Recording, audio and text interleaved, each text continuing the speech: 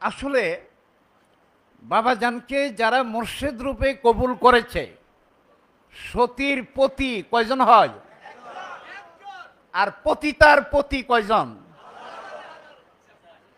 যারা তরিকতের মধ্যে মুর্শিদ কবুল করে ডানে বামে যায়, এরা তরিকতের পতিতা। সতীর পতি একজনই হবে। আল্লাহর জায়গায় আরেকজন আল্লাহ হওয়ার সুযোগ নাই, রাসূলের জায়গায় আরেকজন রাসূল হওয়ার সুযোগ নাই, আমার জন্মদাতা আব্বার জায়গায় আরেকজন আব্বা হওয়ার সুযোগ, মায়ের জায়গায় আরেকজন মা হওয়ার সুযোগ নাই, মুর্শিদের জায়গায় আরেকজন মুর্শিদ হওয়ার সুযোগ।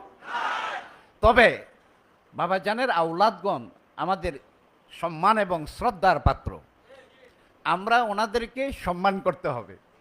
ওনারা মুর্শিদের গুণে গুণী, ওনারা মুর্শিদের ধনে ধনী। বাবাজানের আওলাদ বলে ওনাদেরকে আমরা সম্মান করতে হবে, অসম্মান করে কোনো কথা বলা যাবে না। মেজু হুজুরের একটা বাণী মোবারক গত কয়েকদিন আগে আমি দেখলাম। আমি যদিও ফিজিক্যালি, আমি একবারে শারীরিকভাবে, আমি একা নয়, আপনারাও ছিলেন। উনি বাবাজানের জায়গায় কিয়ামত পর্যন্ত আর কোনো মুর্শিদ হবে না, এ কথাটা কার? একটু জোরে যদি বলি। ছোট হুজুর কোনোদিন এ কথা বলছিল বাবার হতে? কে বলছে? একবার দুইবার?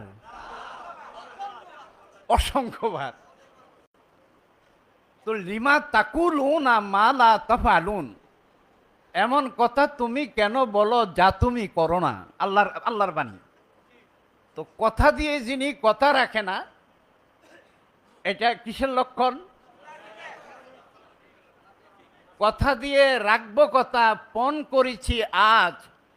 কথা দিয়ে কথা রাখা ইমানদারের কাজ।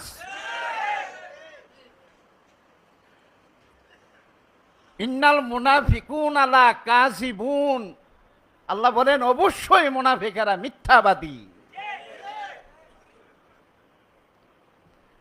বাবাজান বলতেন সত্যের রূপ একটা, আর মিথ্যার রূপ কয়টা? ইমিটেশনের চকচকানি স্বর্ণের চেয়ে কম না বেশি? ইমিটেশনের চকচকানি মনে হয় যে দুনিয়ার সর্বশ্রেষ্ঠ গোল্ড মনে হয়। চকচকানি দেখে হাকিকত না মেট सकते, बनावट के उसूल से খুশবু নাহি হু सकते हैं কাগজ কে ফুল से। বাবাজান এমন একজন মুর্শিদ যিনি তার জায়গায় উনি বহাল এবং বিদ্যমান, মুরিদের মুর্শিদ কখনো